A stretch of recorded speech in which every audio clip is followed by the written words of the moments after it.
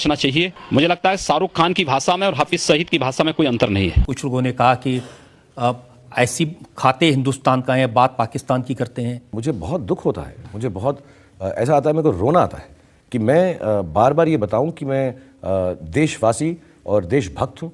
देशभक्ति के लिए आपके मजहब में किस तरह से डिफाइन किया गया है, ये जरा मुझे बताएंगे कि इस्लाम में देशभक्ति के बारे में क्या कहा गया है।